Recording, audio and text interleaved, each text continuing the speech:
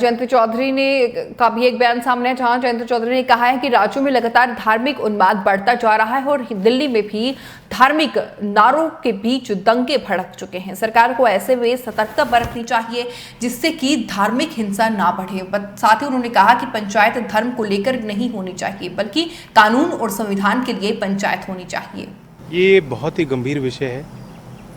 त्योहारों का मतलब ये होता था कि हम लोग खुशियाँ बांटते थे, घर परिवार के साथ त्यौहार मनाए जाते थे, अपने मोहल्ले के लोगों के साथ, दूसरे समुदायों के लोगों के साथ भी हम बिल्कुल गले लगाकर उनके साथ त्यौहार मनाते थे।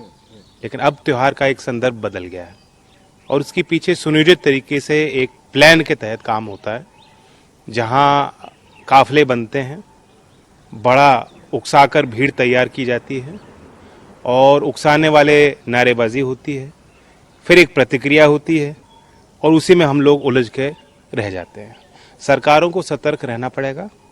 इस देश ने पिछले कुछ सालों में इस तरह की घटनाओं को बढ़ते देखा है। रामनवमी के अवसर पर दंगा हुआ बिहार में, उत्तर प्रदेश में आपने देखा 26 जनवरी के तारीख पे राष्ट्रीय पर्व पे भी दंगा हुआ है और हिंदू नववर्ष के अवसर पर भी दंगा राजस्थान के उस क्षेत्र में हुआ जहां कभी भी ऐसा दंगे का कोई इतिहास, ऐसे तनाव का इतिहास नहीं रहा।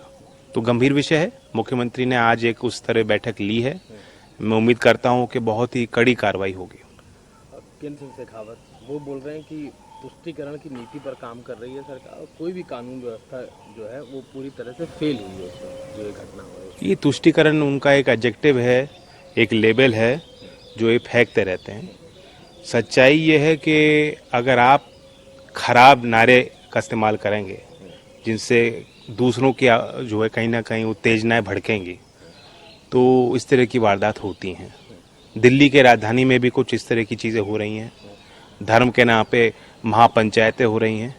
इस देश में पंचायत होनी चाहिए, संविधान के नाम पे होनी चाहिए। लोकतंत्र की पंचायत देश के संसद के माध्यम से हमें मिलती है। धर्म के नाम पे पंचायत का क्या मतलब है? और सहारनपुर में राष्ट्रीय लोकदल के कार्यकर्ताओं ने पार्टी के राष्ट्रीय अध्यक्ष जयंत चौधरी के दिशा निर्देश में लोक संकल्प समिति के सदस्य चौधरी नीरपाल सिंह के नेतृत्व में भी बेतहाशा महंगाई को लेकर हकीकत नगर धरना स्थल पर 5 सूत्रीय मांगों को लेकर धरना प्रदर्शन किया गया। बता दें कि महामहिम राष्ट्रपति को उन्होंने मांग पत्र नगर मजिस्ट्रेट को सौंपा है और पूर्व घोषित कार्यक्रम के अनुसार राष्ट्रीय लोकदल के कार्यकर्ता हकीकत नगर जामलीला ग्राउंड में धरना स्थल पर एकत्रित होकर बेलगाम महंगाई के विरोध में नारेबाजी करते हुए जमकर उन्होंने धरना प्रदर्शन किया। बता दें कि लगातार डीजल पेट्रोल के दाम बढ़ते जा रहे हैं। बढ़ती महंगाई को लेकर आरएलटी के कार्यकर्ताओं ने ये धरना प्रदर्शन किया है। सुनिए। नीरपाल जी बताएं, आज ये जो धरना प्रदर्शन है,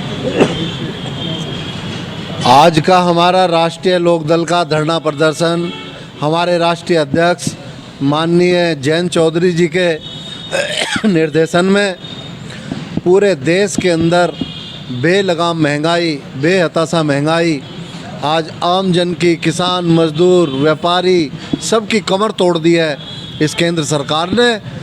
और हम इसके विरोध में आज राष्ट्रीय लोकदल के कार्यकर्ता धरना प्रदर्शन कर रहे हैं। यहाँ पर सांकेतिक धरना दे रहे हैं और महामहिम राष्ट्रपति जी को ज्ञापन भेज रहे हैं कि इस पर तुरंत लगाम लगाई जाए, यह वृद्धि कम की जाए।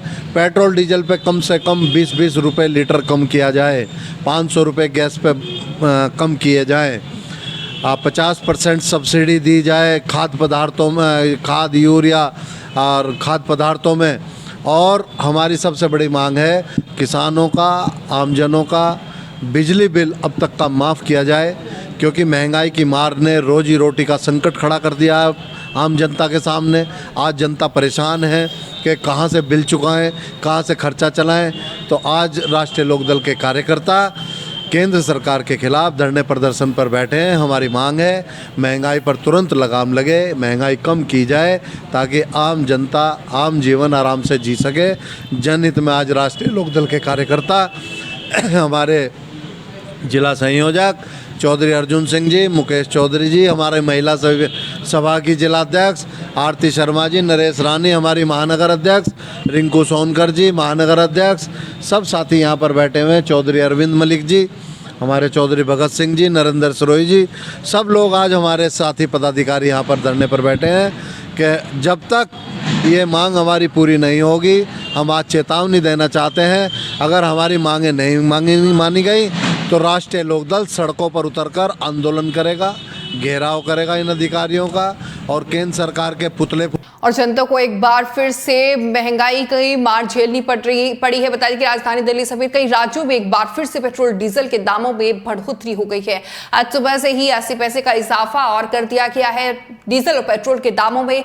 बता दें कि अब राजधानी दिल्ली में अगर पेट्रोल डीजल की कीमतों की बात करें तो पेट्रोल 105 रुपए और 41 पैसे प्रति लीटर हो गया है। डीजल की अगर बात करें तो 96.67 पैसे प्रति लीटर हो गया है। देश में पेट्रोल डीजल के रेट तो प्रतिदिन बढ़ ही रहे हैं। एक और बड़ी खबर आज आपको बता दें कि सीएनजी पर भी महंगाई अटैक कर रही है। राष्ट्रीय राजधानी दिल्ली में अभी कंप्रेस्ड नेचुरल गैस यानी कि सीएनजी के दाम आज फिर 2.5 रुपए प्रति किलो बढ़ा दिए हैं। बड़ी खबर इस वक्त की आपको बता रही हैं। अगर आप घर से बाहर निकल रहे हैं तो पैसे थोड़ा ज्यादा लेकर निकलना, क्योंकि आज फिर से इजाफा पेट्रोल डीजल के दामों में कर दिया है। बता दें कि इसी पर सपा मुखिया ने भी सरकार को घेरा है। ट्वीट करते हुए अखिलेश यादव ने लिखा कि 100 दिन में महंगाई कम करने का वादा लेकर सत्ता में आई डबल इंजन की सरकार के द्वारा रोज कुचली जा रही है गरीब और मध्यम वर्गीय जनता। क्यों रोज तिल तिल कर मार रही है सरकार? जनता को रोज सुबह महंगाई का झटका क्यों दे रही है भाजपा सरकार? दाम बांधी सरकार।